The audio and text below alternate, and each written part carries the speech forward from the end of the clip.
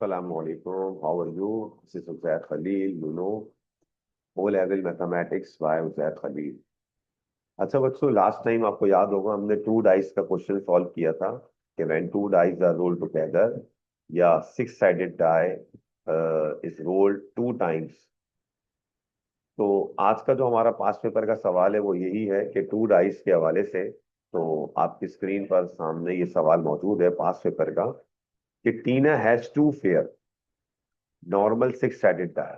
भाई देखो, फेयर का मतलब ये होता है कि डाई जो है वो सिक्स साइडेड है और एक साइड पे वन लिखा हुआ है, दूसरी साइड पे टू है, टू डॉट्स हैं, तीसरी साइड पे थ्री डॉट्स हैं। इस तरह एक फेयर डाई है और नॉर्मल है जो कि सिक्स साइडेड है। ठीक है ना, कोई इसमें कोई अनफेयर मीन्स नहीं है। ठीक है ना। तो one is red and the other is blue. तो दो हमारे पास डाइस हैं, एक रेड है बेटा और एक क्या है हमारे पास ब्लू है। She throws both of them once. दोनों को वो एक बार फेंकती है टीना। एंड यू में तो ये हमारे पास वही 36 आउटकम्स। अगर आपको ध्यान में आ गई बात कि लास्ट हमारा जो लेक्चर था वो यही था कि जब टू डाइस को फेंकते हैं तो हमारे पास 36 आउटकम्स आते हैं। ठीक है भाई। उसी के हवाले से आज ये पास्ट पेपर का सवाल। तो you may find it helpful to draw a possibility diagram to answer the following questions. अब हमने एक पॉसिबिलिटी डायग्राम बनानी है जैसे मैंने उस दिन बनाई थी आपके साथ। And find as a fraction in its lowest terms. और हमें आपकी प्रोबेबिलिटी मालूम करनी है लोएस्ट फॉर्म के अंदर, जो एज यूजुअल हम अमूमन करते हैं।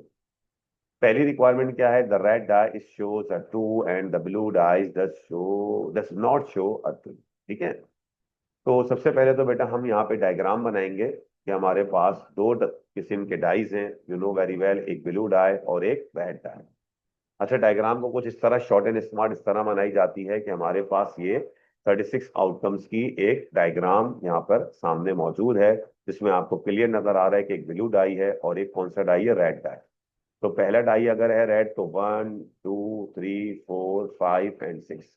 और अगर ब्लू डाई है तो one two three four five six. अब इसी तरह ये डॉट्स का मतलब क्या है कि यहाँ पे वन वन है बेटा, पहले में वन आएगा, दूसरे में भी क्या आएगा? वन आएगा।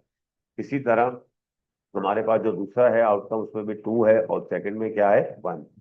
बिल्कुल सेम इसी तरह अब हम डॉट्स को अगर हम देखते जाएंगे तो एक में थ्री है तो दूसरे में क्या है आपके पास? वन है। तो सेम इसी तरह हमारे पास टोटल आउटकम्स की तादाद कितनी है बच्चों? 36 है। अब बच्चों इसी तरह क्वेश्चन क्या था हमारे पास? क्वेश्चन की रिक्वायरमेंट के the red die shows a two and the blue die does not show a two. ठीक है ना। तो सवाल क्या है कि रेड डाई में टू होना चाहिए और ब्लू डाई में टू नहीं होना चाहिए। तो आइए देखते हैं कि कितने आउटकम्स ऐसे हैं जिसके अंदर रेड में टू है और ब्लू में नॉट टू। ठीक है ना भाई। रेड में टू, ब्लू में does not show a two. तो रेड में अगर टू आ रहा है हमारे पास तो टू आने के चांस हमारे पास ये रहा टू वन टू टू। अब ये ब्लू में टू आ गया तो इसको क्रॉस कर देंगे। इसका मतलब two one two three two four two five और टू सिक्स। तो टोटल आउटकम्स कितने हो गए बच्चों हमारे पास? फाइव हो गए। तो प्रोबेबिलिटी ऑफ पहले पार्ट का क्या जवाब है? फाइव। प्रोबेबिलिटी जो मालूम करनी है फर्स्ट इवेंट की वो क्या है हमारे पास? Five oblique six. तो पहले का जवाब क्या आ जाएगा? Simple is that 5/36। ये आंसर होगा। और ये सिंपल फॉर्म है, मजीद कैंसिलेशन की अब गुंजाइश इसमें नहीं है। Is that okay? Now the second part, the sum of two numbers shows is equal to five. It's quite easy. ये लास्ट लेक्चर में भी मैंने आपको बताया था कि दोनों का टोटल करें तो फाइव आ जाए। It's very simple. ओके। बताओ बच्चों कौन से ऐसे आउटकम है जिनको प्लस करें तो फाइव आ जाए? Very good. सबसे पहला आउटकम हमारे पास थ्री प्लस टू। थ्री में टू प्लस करेंगे फाइव आ जाएगा। ठीक है। और फोर में वन प्लस करेंगे तो भी कितना आ जाएगा? फाइव आ जाएगा। Very good. टू में थ्री प्लस करेंगे तो भी फाइव आ जाएगा। वन में फोर प्लस करेंगे तो भी फाइव आएगा। How many outcomes? One two three and four. तो इसका आंसर क्या आएगा? 4/36। Is that okay? और सिंपल फॉर्म में देना है क्योंकि क्वेश्चन में यहाँ मेंशन था कि लोएस्ट फ्रैक्शन में, यानी कि यहाँ पर आपको क्वेश्चन में मेंशन है कि lowest terms the probability that fraction को हमें लोएस्ट टर्म में देना है, यानी जितना कैंसिल हो सकता है उतना कैंसिल करके इसको सिंपल फॉर्म में जवाब देना है, just like this. Now four time one is four, four time nine is 36। Now 1/9 is your final answer. ये हो गया सेकंड पार्ट।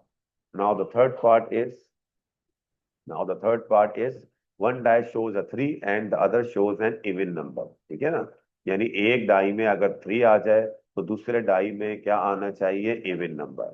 अच्छा, कलर की कोई कैद नहीं है यहाँ पर, अगर आप गौर से सुने पढ़ें समझें तो सवाल में लिखा है one die shows a 3। One die का मतलब किसी भी डाई में 3 आ जाए और किसी भी डाई में दूसरे के अंदर क्या आ जाए, इवन नंबर आ जाए। Very good. तो आइए देखते हैं कौन बताता है। यस, पहले आ जाओ 3, इस वाले 3 पर आ जाओ। 3 के साथ 1 नहीं ले सकते हम, क्योंकि कह रहे 3 के साथ इवन नंबर। तो 3 के साथ 2 वाला ले लेंगे, 1 हो गया। फिर 3 के साथ 3 नहीं ले सकते क्योंकि 3 तो आ गया लेकिन इवन नंबर नहीं आया। 3 और 4 आ गया तो इसका मतलब 3 आ गया और इवन नंबर भी आ गया। 3 और 6 आ गया तो इसका मतलब 3 भी आ गया और इवन नंबर भी आ गया। तो इसी तरह यहाँ पर आते हैं, इस 3 पर आते हैं। तो 3 के साथ 1 नहीं ले सकते, 3 के साथ हम क्या ले सकते हैं, 2। 3 के साथ हम क्या ले सकते हैं, 4। और 3 के साथ हम क्या ले सकते हैं, 6। तो टोटल आउटकम्स की तादाद कितनी हो गई हमारे पास, 6। तो probability of get an shows 3 number and और एन इवन नंबर, यानी कि 3 आ जाए या फिर इवन नंबर आ जाए, उसके चांसेस कितने हो गए हमारे पास, 6 out of 36। Now 6/1 is 6, now 6 6 36।